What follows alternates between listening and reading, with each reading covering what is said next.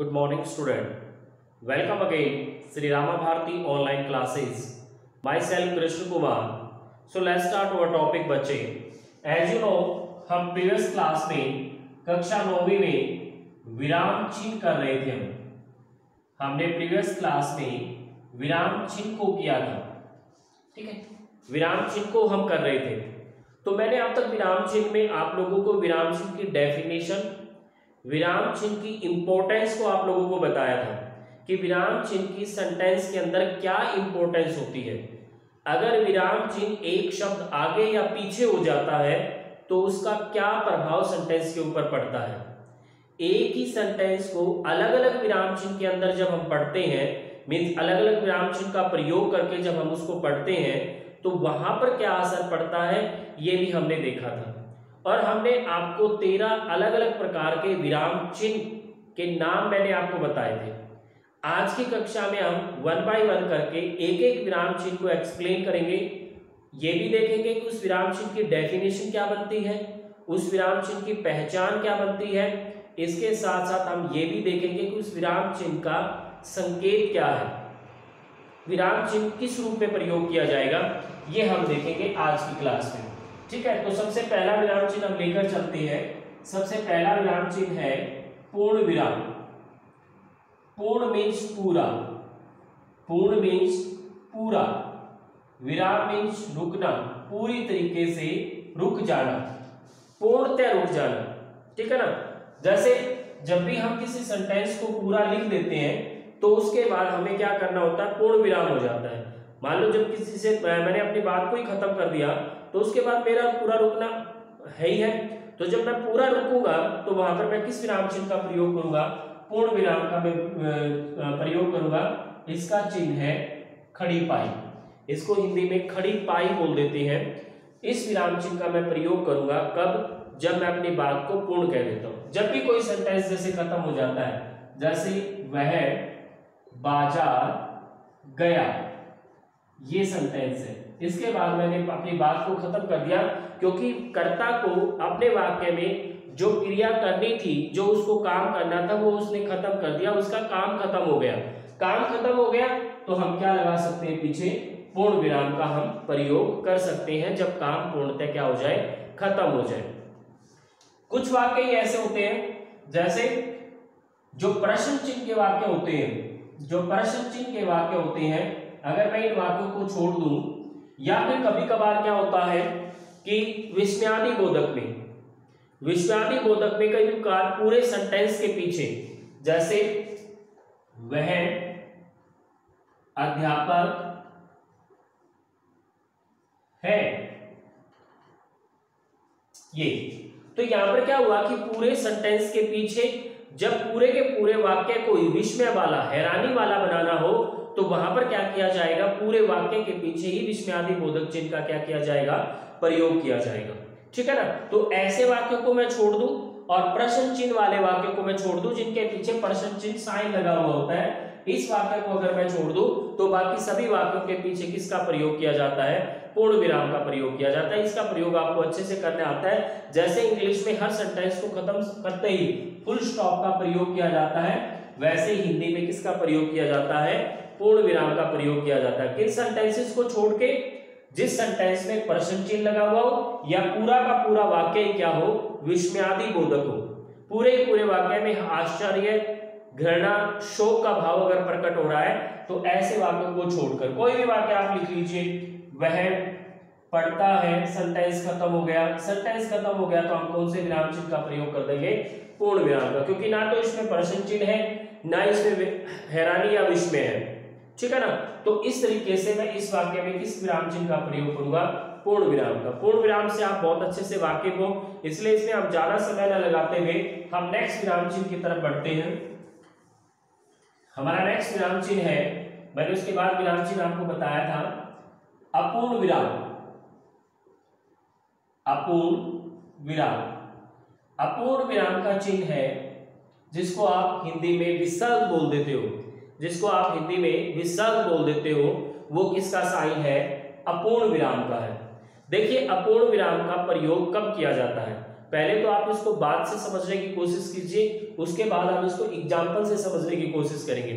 अपूर्ण विराम का प्रयोग किया जाता है जब हम किसी एक टॉपिक के, सॉरी टॉपिक नहीं कहेंगे, हम इसको ये कहेंगे जब भी हम किसी एक जो बड़ा विषय है उस बड़े विषय के किसी एक पार्ट को एक्सप्लेन करना चाहते हैं तो वहां पर अपूर्ण विराम का प्रयोग किया जाएगा। जैसे आपने मोस्टली देखा होगा, मानचित्र पर आपने देखा होगा भारत शब्द लिखा हुआ मिलेगा आपको, उसके बाद आपको क्या लिखा हुआ मिलेगा, भारत, और आपको लिखा हुआ मिलेगा भूगोल मीन ज्योग्राफी, ठीक है ना। तो यहां पर क्या हुआ कि इस मानचित्र में आपको सिर्फ भारत के ज्योग्राफी का पता चलेगा, ठीक है ना। अगर हम सिर्फ भारत लिखकर छोड़ देते तो भारत अपने आप में इतना बड़ा टॉपिक है, उसका पॉलिटिक्स भी है, उसका अपना एक जैसे ज्योग्राफी भी है, उसकी अपनी एक हिस्ट्री भी है, उसकी अपनी इकोनॉमी भी है, तो बहुत सारा एक बड़ा विषय है। तो मैंने यहाँ पर क्या किया, अपूर्ण विराम के प्रयोग से मैंने इस बात को स्पष्ट कर दिया कि हम यहाँ पर भारत के सिर्फ किसके बारे में पढ़ेंगे, भूगोल के बारे में पढ़ेंगे, उसकी ज्योग्राफी के बारे में हम पढ़ेंगे। तो इस तरीके से जब भी आप किसी भी टॉपिक के एक पार्ट को अगर आप एक्सप्लेन करना चाहते हो, जैसे मान लो मैंने लिखा हरियाणा और मैंने इसके बाद अपूर्ण विराम लगाया, और अपूर्ण विराम लगाने के बाद मैंने यहाँ पर लिख दिया हरियाणा इतिहास। तो यहाँ पर आपको क्या मिलेगा, ये जो भी बुक के ऊपर लिखा हुआ हो या जहां भी लिखा हुआ हो, इसका मतलब ये बनेगा कि यहाँ पर आपको हरियाणा के सिर्फ इतिहास मींस हिस्ट्री का क्या चलेगा, आपको पता चलेगा। तो विराम चिन्ह का प्रयोग, इस विराम चिन्ह का, अपूर्ण विराम का प्रयोग तभी किया जाता है जब आप किसी एक पर्टिकुलर टॉपिक के एक ही पार्ट को क्या करना चाहते हो, एक्सप्लेन करना चाहते हो। जैसे सपोज करो संज्ञा के 3 भेद है, ठीक है, लेकिन हम किसी एक भेद का वर्णन करना चाहते हैं तो मैं क्या करूंगा, संज्ञा शब्द लिखूंगा, संज्ञा के बाद अपूर्ण विराम लगाऊंगा और मैं क्या करूंगा, व्यक्तिवाचक। तो यहाँ पर क्या होगा, आपको संज्ञा के सिर्फ व्यक्तिवाचक के बारे में आपको क्या होगा, पता चलेगा। इस प्रकार से अपूर्ण विराम का क्या किया जाता है, प्रयोग किया जाता है। आप अच्छे से समझ गए होंगे। कोई भी एक टॉपिक, उसके एक पर्टिकुलर अंश का, एक पर्टिकुलर पार्ट का अगर हम वर्णन करना चाहते हैं तो वहां पर कौन से विराम चिन्ह का प्रयोग किया जाएगा, अपूर्ण विराम। और अपूर्ण विराम का साइन क्या है, जिसको आप हिंदी में विसर्ग बोल देते हो, वो अपूर्ण विराम का क्या है, साइन है, संकेत है, ठीक है। ये आपको क्लियर हो गया होगा। उसके बाद आप पढ़ते हैं नेक्स्ट की तरफ। नेक्स्ट है हमारा, इसके बाद हम करेंगे कोष्टक। कोष्टक को करेंगे हम। अब कोष्टक ये भी होती है, कोष्टक बड़ी भी होती है, कोष्टक मिड में भी होती है, तो सारी ये कोष्टक होती है। देखिए कोष्टक का प्रयोग कब किया जाता है, कोष्टक का प्रयोग किया जाता है जब मान लो मैंने कोई वाक्य लिखा और मैंने वाक्य को लिखने के बाद ये महसूस किया कि मैंने इस वाक्य में जो ये पर्टिकुलर शब्द का मैंने प्रयोग किया है, इस वाक्य के अंदर जो मैंने इस शब्द का प्रयोग किया है, ये शब्द अपने आप में जन सामान्य के लिए कठिन शब्द है, शायद वो इस शब्द को अच्छे से ना समझ पाए, ऐसा मुझे महसूस हुआ। तो मैं क्या करूंगा, अपने उस शब्द के पीछे कोष्टक का प्रयोग करूंगा और कोष्टक में उसके सरल मीनिंग को मैं क्या कर दूंगा, लिख दूंगा। जैसे मान लो मैंने लिख दिया भागीरथी पवित्र नदी है, मैंने ऐसा कुछ लिख दिया कि भागीरथी पवित्र नदी है। अब आप इस शब्द, इस वाक्य में देखिए, पढ़ने के बाद मुझे महसूस खुद ये हुआ कि लोगों ने तो सिर्फ ये सुन रखा है कि गंगा पवित्र नदी है, लोगों ने ऐसा सुन रखा है कि गंगा क्या है, पवित्र नदी है, ठीक है। तो इस हिसाब से क्या होगा, शायद मुझे दिमाग में मेरे ये बात आएगी, मैं इस सेंटेंस को पढ़ूंगा कि शायद लोग भागीरथी के बारे में ना समझ पाए, ठीक है ना। तो मैं क्या करूंगा, यहाँ पर भागीरथी के बाद कोष्टक लगाऊंगा। अगर मेरे पास यहीं पर इतना स्पेस होगा कि कोष्टक में शब्द को लिखा जा सकता है तो आप कोष्टक के अंदर ही शब्द को लिखिए, अदरवाइज आप क्या कर सकते हो, कोष्टक के ऊपर भी आप शब्द को लिख सकते हो, कोष्टक के ऊपर भी आप शब्द को लिख सकते हो। यह आपके पास ऑप्शनल रहेगा कि आप कोष्टक के ऊपर भी शब्द को लिख सकते हो, ठीक है ना। इस प्रकार से कोष्टक का प्रयोग किया जाएगा। मान लो मैंने लिख दिया हमने लिखा तक्षशिला, तक्षशिला पौराणिक जगह है या स्थान है। तक्षशिला पौराणिक जगह या पौराणिक स्थान है, आप कुछ भी लिख लीजिए, ठीक है। तो अब देखिए डाउट क्या बनता है, मैंने सेंटेंस तो लिख दिया कि तक्षशिला पौराणिक जगह है, पौराणिक स्थान है। अब बात यह आई कि तक्षशिला तो हिंदुस्तान में भी है और तक्षशिला तो पाकिस्तान में भी है। अब जो लोगों का जो समूह है वो क्या पता, तक्षशिला जहां पर हड़प्पा के सबसे ज्यादा, हड़प्पा जो सिंधु घाटी की जो सभ्यता थी उसका जो शहर था हड़प्पा, हड़प्पा के ज्यादातर जो अवशेष है वो तक्षशिला में ही मिलते हैं, पाकिस्तान में देखने को मिलते हैं। तो हो सकता है कि किसी का ध्यान तक्षशिला पाकिस्तान की तरफ चला जाए, या तक्षशिला तो हमारे यहाँ बिहार में भी जो एजुकेशन का सबसे बड़ा हब बना था किसी टाइम पीरियड में, तो वो तक्षशिला तो वो जगह भी है। तो यहाँ पर मैं क्या करूंगा, मैं अपनी बात को स्पष्ट करने के लिए मैं यहाँ पर कोष्टक लगाऊंगा और कोष्टक के ऊपर मैं क्या कर दूंगा, यहाँ पर अच्छे से मेंशन कर दूंगा कि मैं पाकिस्तान की बात कर रहा हूं या मैं हिंदुस्तान की बात कर रहा हूं। इस तरीके से कोष्टक का क्या किया जाता है, प्रयोग किया जाता है, ठीक है। ये हो गया हमारा कोष्टक का साइन। उसके बाद हम देखते हैं नेक्स्ट,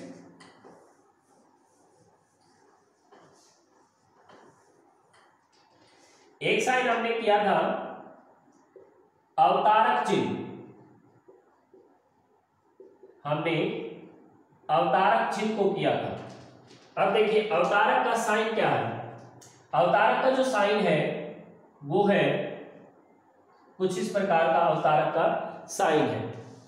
अब ऊपर वाला तारक, उसको ऊपर वाले को ही नीचे उतारना है ऐसे कि ऐसे, उसे क्या बोला जाएगा, अवतारक बोला जाएगा। जैसे मान लो मुझे लिखना हो राजकीय विद्यालय रोहतक, उसके बाद राजकीय ऐसे लिखा जाना है झज्जर, उसके बाद फिर से राजकीय ऐसे कैसे लिखा जाना है बहादुरगढ़, उसके बाद राजकीय ऐसे कैसे लिखा जाना है बेरी।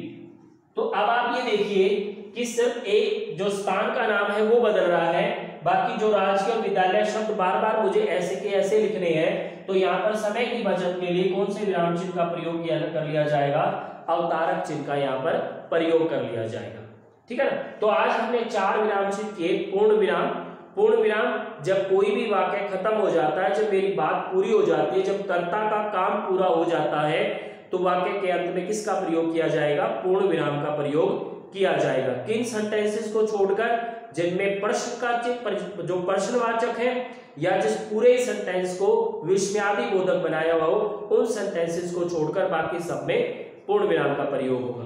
एक मैंने किया अवतारक चिन्ह। अवतारक चिन्ह में जब ऊपर वाली बात को ऐसे कि ऐसे क्या करना हो, नीचे लिखना हो, ठीक है। एक मैंने विराम चिन्ह का प्रयोग किया, मैंने कोष्टक का प्रयोग किया। कोष्टक में क्या था कि आपने सेंटेंस बनाने के बाद पर्टिकुलर किसी एक शब्द के ऊपर या एक स्थान के ऊपर आपने ऐसा महसूस किया कि लोग इसको सही से समझ नहीं पाएंगे, तो मैंने कोष्टक में उसका जो सर्वमान्य रूप, जैसे गंगा तो सब जानते हैं, लेकिन भागीरथी, अलकनंदा, देव नदी ये इसके पर्यायवाची, हालांकि इनका मतलब गंगा ही है, परंतु सब लोग तो इस बात को नहीं जानते ना, इसलिए यहाँ पर किस विराम चिन्ह का प्रयोग कर लिया जाएगा, यहाँ पर प्रयोग कर लिया जाएगा जो है कौन से विराम चिन्ह का, कोष्टक का यहाँ पर प्रयोग कर लिया जाएगा। एक मैंने विराम चिन्ह किया जिसमें क्या था, अपूर्ण विराम। किसी भी एक विषय के जब हम पर्टिकुलर टॉपिक को कवर करना चाहते हैं तो वहां पर कौन से विराम चिन्ह का प्रयोग किया जाएगा, अपूर्ण विराम। आज की कक्षा के लिए इतना ही। अगली कक्षा में विराम चिन्हों को लेकर फिर से मिलते हैं, तब तक के लिए गुड बाय।